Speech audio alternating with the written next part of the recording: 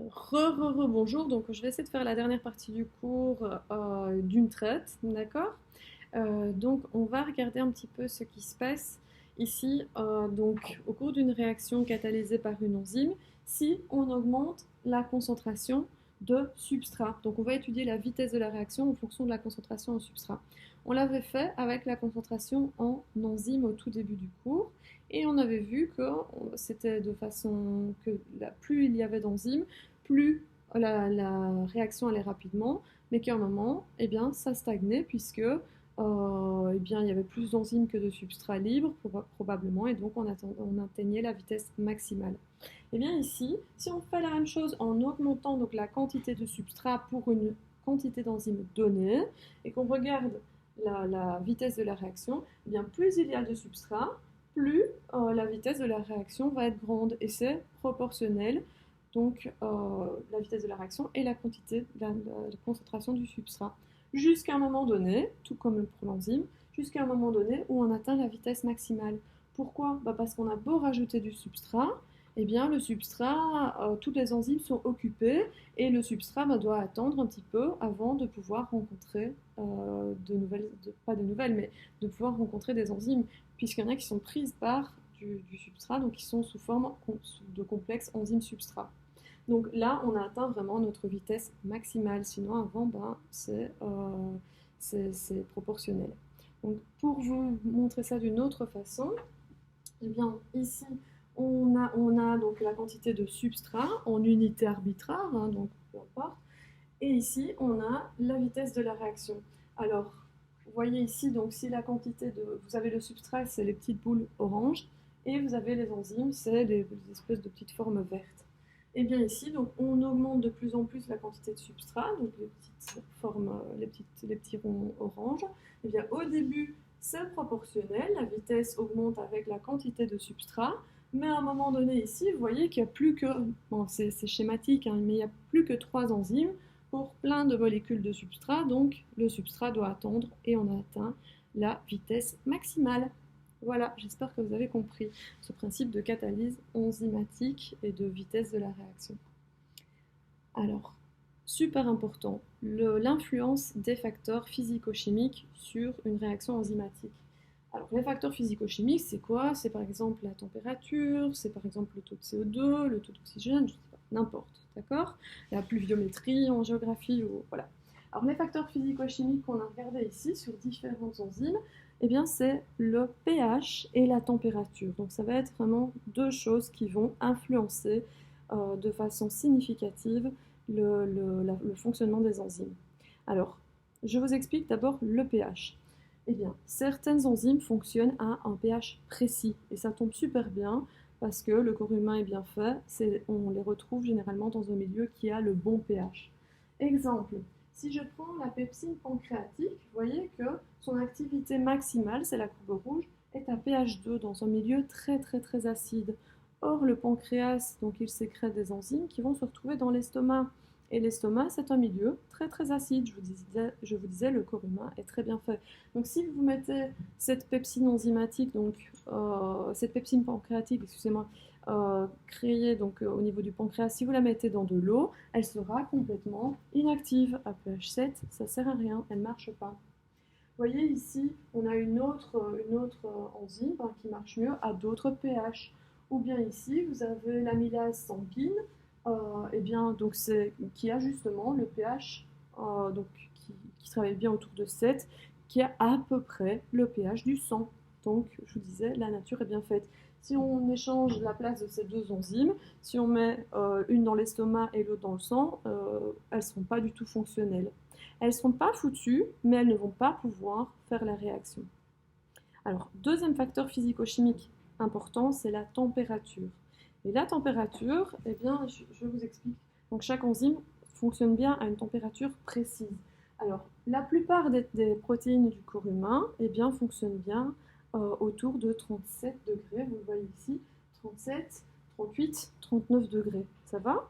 Et vous avez un maximum vers à peu près 39 degrés. Ensuite, eh bien, leur activité diminue très fort. Alors c'est rare qu'on soit en hypothermie, d'accord? Ça peut arriver, mais voilà, c'est très rare qu'on ait en hypothermie. Par contre, on ait de la fièvre eh bien ça peut être très très grave. Voilà pourquoi si on a de la fièvre à 39,5, 40, au-dessus de 40, il faut aller absolument à l'hôpital. Pourquoi? Parce qu'en fait les enzymes ne sont pas seulement non fonctionnelles ou moins fonctionnelles. En fait, à haute température, elles se dénaturent. Rappelez-vous que c'est des protéines. Si elles se dénaturent, c'est un processus qui est irréversible, donc elles sont foutues. Ça va? Donc si on a de la fièvre au-dessus de 40, malheureusement, notre organisme, au-dessus de 40 degrés, hein, je sous-entends, notre organisme eh bien, va voir certaines de ces enzymes foutues, donc à vie. Et voilà pourquoi on peut mourir d'une trop grosse fièvre. Ok?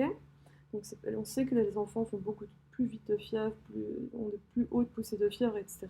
C'est très flippant, désolé du terme, mais il faut vraiment en tenir compte parce que ça peut être gravissime puisque c'est irréversible. Ça va? Donc voilà, on étudie le pH, l'effet du pH, qui lui ne dénature, ne dénature normalement pas les enzymes, mais la température, oui. Ok? Donc ça, c'est le risque. Alors, toujours dans ce chapitre, l'influence d'inhibiteurs. Alors, les inhibiteurs, c'est quoi? Inhiber, vous savez que c'est empêcher, on l'avait vu quand vous étiez en cinquième. Et bien, des inhibiteurs vont empêcher certaines enzymes de fonctionner. Alors, on parle d'inhibiteurs allostériques parce qu'ils vont aller se fixer sur l'enzyme à un endroit précis. Alors, on a deux types d'inhibiteurs. On a des inhibiteurs compétitifs et des inhibiteurs non compétitifs. Dans la première figure, donc dans la première figure, dans le 1, la partie 1 ici, hein, vous voyez ici, on a une enzyme E, S pour substrat, et vous avez une petite forme ici, un petit hexagone I, qui est l'inhibiteur. C'est un inhibiteur compétitif. Et pourquoi? Parce qu'il va aller se fixer dans le site actif de l'enzyme, d'accord? Dans le site actif de l'enzyme, et donc le substrat ne pourra plus y aller, ok?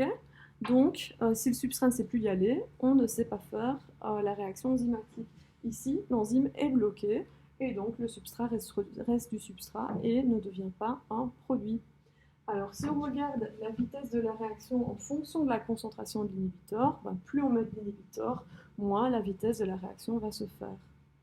Alors ça, c'est pour les inhibiteurs compétitifs. Pour les inhibiteurs non compétitifs, vous avez la deuxième image juste en dessous, l'image B. Eh bien, vous voyez que l'enzyme est toujours en bleu et l'inhibiteur ne va pas se mettre sur le site actif de l'enzyme, il va se mettre ailleurs. Et le fait de se mettre ailleurs va changer la forme de l'enzyme, d'accord?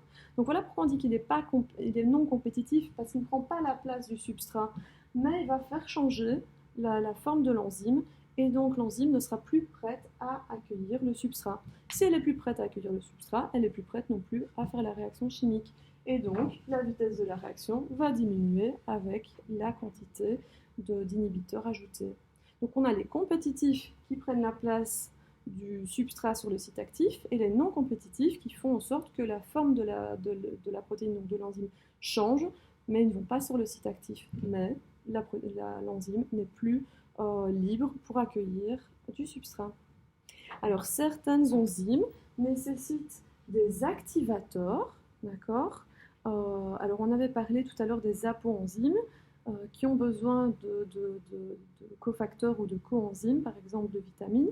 Eh bien voilà un exemple d'activateur. Les vitamines peuvent être considérées comme des activateurs. Vous avez ici l'enzyme qui est sous forme non fonctionnelle au départ. Si on lui rajoute le bon cofacteur, donc le bon activateur si vous voulez, eh bien, l'activateur ne se met évidemment pas dans le site actif, hein, ça va, puisqu'il faut laisser la place pour le substrat. Et donc, grâce à l'activateur, l'enzyme change de forme, son site actif change de forme et l'enzyme peut accueillir le substrat. Voilà. Et donc, la vitesse de la réaction, là, au contraire, eh bien, elle augmente avec la quantité d'activateur que l'on met en solution. Donc voilà l'histoire des inhibiteurs compétitifs et non compétitifs. Ça, c'est quelque chose que vous devez bien comprendre. Donc voilà, il existe des inhibiteurs compétitifs qui se mettent à la place du substrat dans le site actif et les inhibiteurs non compétitifs ne se mettent pas à la place du substrat dans le site actif. On a aussi des activateurs. Alors, je vous mettrai les animations, etc. Alors, en conclusion, les enzymes, donc les enzymes qui contribuent de façon indirecte à notre phénotype, hein, qui va faire qu'on a les cheveux bruns, ou voilà, ça dépend de nos enzymes, de si elles sont fonctionnelles, etc., etc. Par exemple, quelqu'un qui est albinos n'a pas l'enzyme pour fabriquer de la mélanine et pour avoir, donc il va garder la peau blanche et il ne va pas avoir les fameux pigments noirs. Euh, donc une réaction enzymatique va dépendre, pardon, notre phénotype, ce qu'on est, d'accord, physiquement, va dépendre de notre ADN. Notre ADN va donner des protéines différentes, donc des enzymes différentes. Ok. Alors si on prend une réaction enzymatique, donc on a le substrat, on a le substrat ou les substrats à gauche de la flèche, donc c'est les réactifs, qui se transforment en produits. Et on a ici une enzyme avec sa bonne structure tridimensionnelle, sa bonne structure tertiaire. Sinon, elle n'est pas fonctionnelle et ça ne marche pas. Alors, on peut avoir l'effet d'activateur ou d'inhibiteur, d'accord, comme on l'a vu, et il faut faire attention aux conditions du milieu. On a parlé du pH et de la température, puisqu'à haute température, certaines enzymes peuvent être dénaturées. Voilà, je pense que j'en ai terminé. Alors, à la dernière page de ce cours, vous voyez une réaction enzymatique type. Et bien ça, vous devez pouvoir schématiser. Alors, juste pour vous montrer, donc ici, c'est les enzymes, le site actif avec le site de reconnaissance du substrat et le site, et les sites catalytiques. Donc ici en bleu, si je me réfère bien, ici en bleu vous avez les acides aminés de reconnaissance du substrat et en orange les acides aminés qui sont propres donc à la réaction chimique, donc les acides aminés, les sites catalytiques. Voilà. Donc j'espère que vous avez bien compris tout ce que je vous ai raconté. Il me semble que c'est un chapitre qui n'est pas trop compliqué, mais qui demande beaucoup de compréhension. Et ce que je ferai peut-être avec vous, c'est vous donner quelques tests d'autres années ou des choses comme ça pour vous entraîner un petit peu pour l'examen. Voilà, super, j'espère que vous avez compris. Sinon, contactez-moi. À très vite, bye bye, ciao.